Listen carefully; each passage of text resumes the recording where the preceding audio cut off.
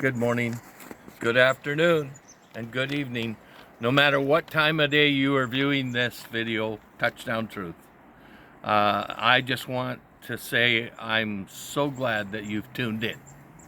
And we have a very special subject before us today. It's one that we don't really spend a lot of time thinking about or even planning for. And yet it's one that's very important to us. And to start with, I want to just point out that yellow bridge down there. And my son and I built that bridge from scratch. And after it was built, the day after we finished it, the day of that we finished it, our mother-in-law, Grandma, died at the age of 96. Wonderful lady, precious saint of God. And so my son and I, we decided that we were going to call this the Glory Bridge. And it means so much to us. And it's a reminder to us that in the midst of planning and preparing and living out life, we also have to plan and prepare for death. That death is a fact of life. And this morning, this afternoon, and this evening, the touchdown truth that I wanted to share with you comes from, first of all, Psalm 116, verse 15, and it simply says, "Precious in the sight of the Lord is the death of his faithful servants." That's weird. I mean, how do you come to terms with that? God saying that precious in his sight are the death of his saints or his servants, his faithful servants. And trying to wrap my head around all of that, I was drawn to read about the death and the dying of great old Moses, the servant Moses. And in Deuteronomy chapter 34, we read of the events surrounding his dying and his death. Listen to this, verse 5. "And Moses, the servant of the Lord, died there in Moab, as the Lord had said. And he, that is the Lord, buried him in Moab in the valley opposite Beth Peor. But to this day no one knows where his grave is. Moses was 120 years old when he died. Yet his eyes were not weak, nor his strength gone. The Israelites grieved for Moses in the plains of Moab 30 days, until the time of weeping and mourning was over."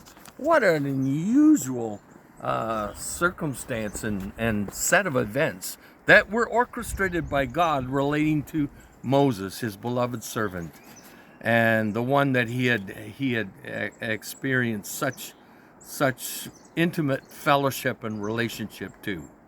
And I just wanted to suggest to you that if you who are listening are in a period of your life where you're maybe beginning to contemplate the things surrounding death, and the fact that maybe you're feeling aged, and maybe you're very sick, maybe you've got terminal illness, and in the midst of it you're beginning to contemplate the issues around your dying.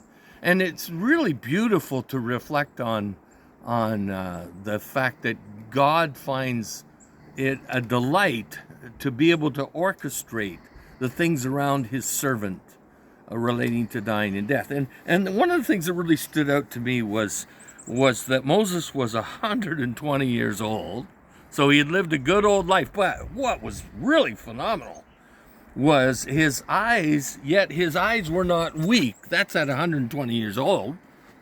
Nor was his strength gone. And, I have gone through a 3-year period of real sickness. And in the midst of it, I felt so weak and so sick, and contemplated the fact that I could die and all of that kind of stuff. And one of the things that I struggled with was eyesight.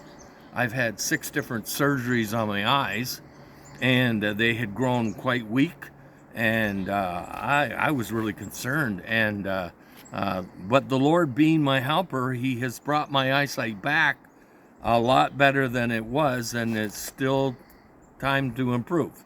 But I was challenged by this to think, well, what could I trust God for relating to my dying and my death? And could I trust God to touch my eyes at the age of 65, almost 66? Although they are weak now, can I trust Him to bring that strength back?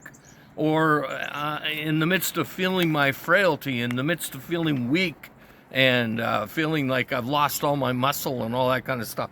And sometimes when I'm out in the yard here and I'm working on a canoe or I'm working on a trailer or something like that, I feel so weak. And I feel like, boy, I'm not the man I used to be. But I've been challenged as I read these words relating to Moses, and that his strength was not gone in 120 years.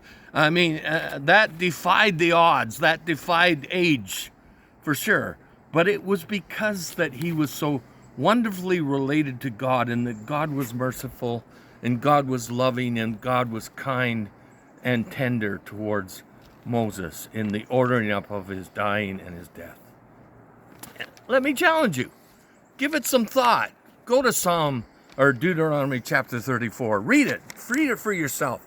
Read it over and read it over. Read it over. I had just decided this year, as I'm launching a new series in preaching ministry, that I was going to read over whatever text I preached 30 times before I actually preached it. And it wouldn't hurt for you to go over Psalm 34 30 times and see what God does in ministering to you. God bless you.